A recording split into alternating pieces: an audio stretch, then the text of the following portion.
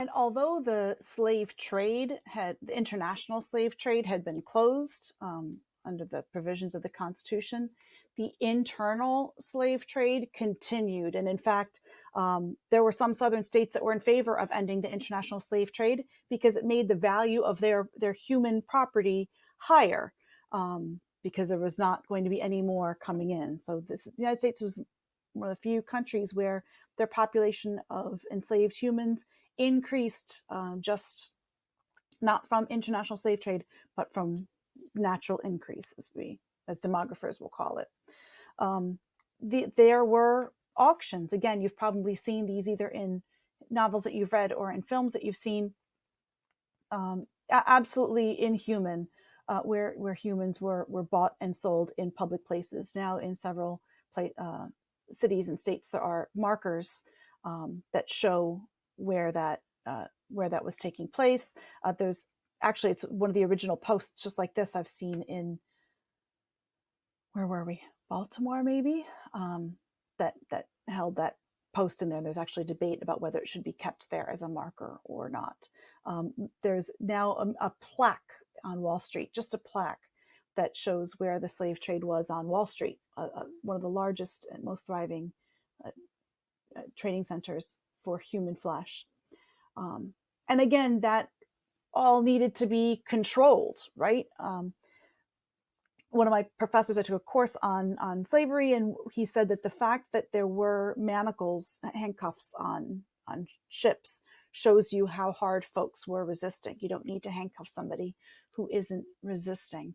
And there were a variety of just barbarous strategies that were used to control this human property, or what was deemed human property.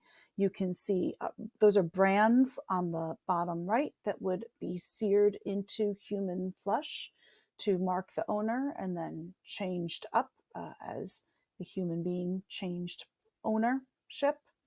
You can see the torturous devices on the left, and those manacles on the top right were, if they look very small to you, that is because they were designed for child. Those were acquired by the new Smithsonian in Washington, D.C. And an image of that branding taking place immediately. You can see that this is from an officer on the ship. This is being done immediately. And of course, it's being broadcast, this image, by an anti-slavery society in Leeds. So one presumes that that's an English anti-slavery society. Now, slavery in the South is not alone, but it is increasingly becoming isolated. And the South, the slaveocracy, is going to respond to the fact that they are feeling increasingly like the only slave power left. So as a quick timeline, in the 1780s, there's already a thriving anti-slavery movement, of course, in England, but the first anti-slavery society is created in Philadelphia. It's almost always going to be Philadelphia because of that Quaker influence.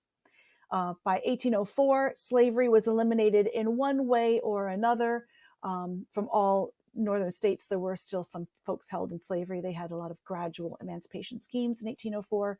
Certainly that does not mean equality, right? We've talked about that, and the loss of voting rights, but no enslavement in the northern states.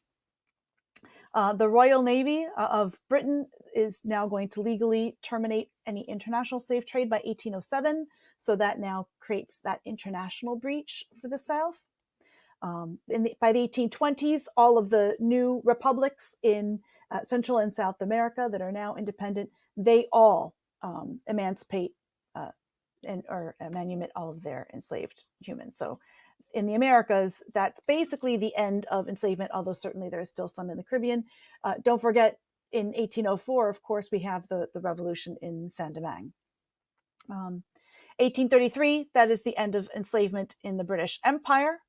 In 1844, finally, they follow through on the promise of the French Revolution and the Haitian Revolution and end slavery in the French colonies, also in the Caribbean.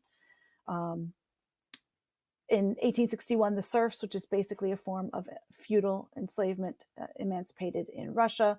So increasingly, the South is feeling like the world is closing in on them and that they are the last ones standing.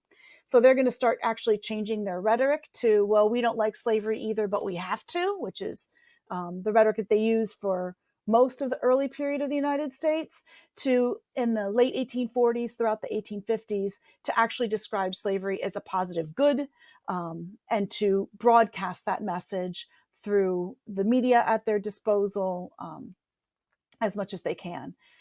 We want to note that while slavery was definitely profitable, it wasn't terribly efficient as a method. We want to be cautious with this. We want to be honest about it. But there are those who try to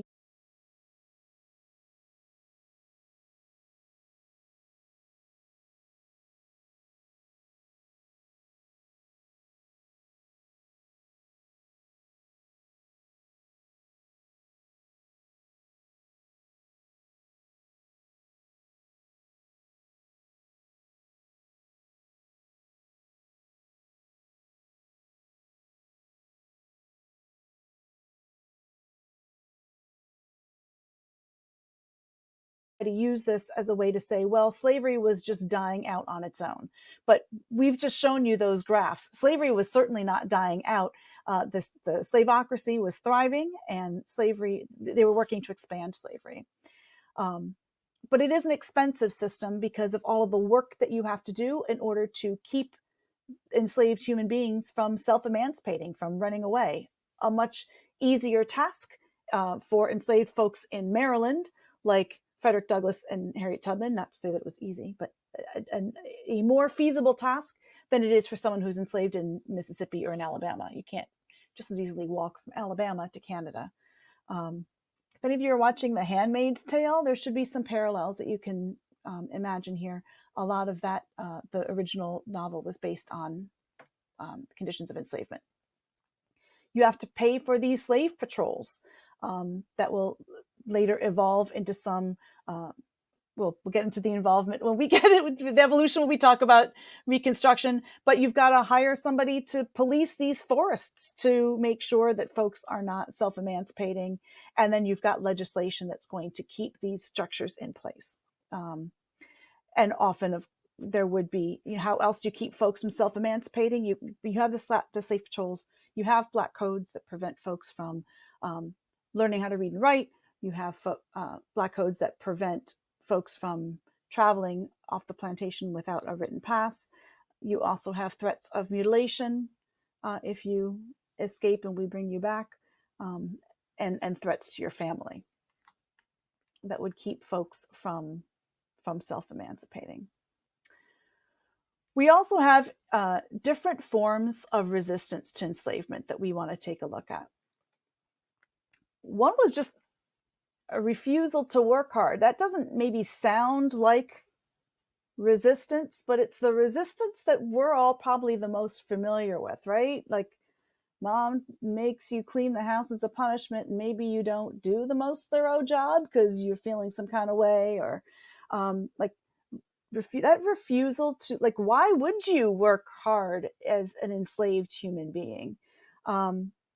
That is a form of resistance that an enslaved human has at their disposal with minimal risk to themselves or to their family, and needs to be viewed as a form of resistance. You had isolated acts of, oh, shucks, did I break that plow? I guess we'll have to wait around till it gets fixed. I didn't know, as a way to purchase some time, to purchase some leisure. Self-emancipation, of course, a large form of self-resistance. We also have a lot of self-resistance that we find just joy. You've got folks that would escape into the woods at night and at an appointed time would meet, and they would have a secret party, religious festivals, things like that. Finding joy, finding love, finding community, finding family. Those are all forms of resistance and sustaining the soul in just this multi-generational captivity. There were those who chose to self-emancipate. We have evidence of that in these continual ads for folks who are trying to self-emancipate. You may have seen some of these ads previously, or things like it in a movie or something like that. We also have out and out slave rebellion, not just in the United States, but throughout the Americas. I really appreciate this map for kind of situating slavery and the rebellion, active rebellion against it in kind of this global sense. You see plenty of it happening, especially these rebellions in the Caribbean. And I can't imagine that some of that isn't the influence of Saint-Domingue and the successful revolution in Saint-Domingue. And then you have, to greater or lesser extents, some violent uprisings in the South. And when we can look at each one of those individually, they each have their own value to study. But what's also important to note is that each time there was a rebellion, it was, of course, put down, and the repayment was tenfold, right? So just huge massacres of those who had participated and anybody else around them, and then a huge change in laws that would make it even more difficult for African Americans to live, including free African Americans in the cities. You'll notice the date of the Nat Turner uprising in 1831 is not only does that change laws in the South, but it is one of the reasons why northern states changed some of their laws that permitted, for example, voting for African American men, free African American men in the North, was a response to this. But these rebellions in the 1830s, we haven't changed the rhetoric yet in the South, and this does permit the slaveocracy to say, we have a need to change our laws and to make them even more restrictive.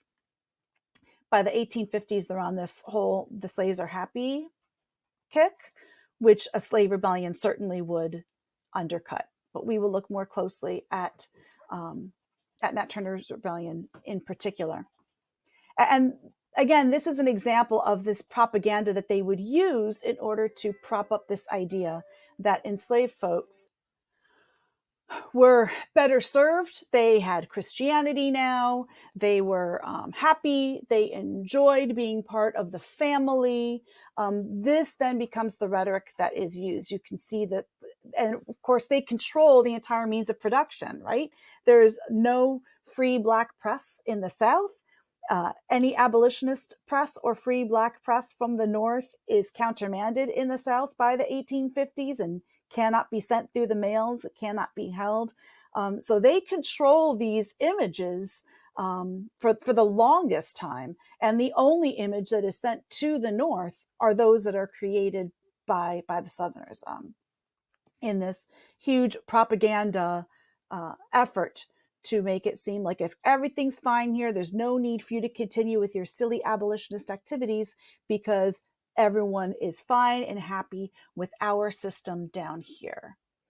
And that message continued through, it's going to pick up through the Reconstruction period and the post-Reconstruction period as you're going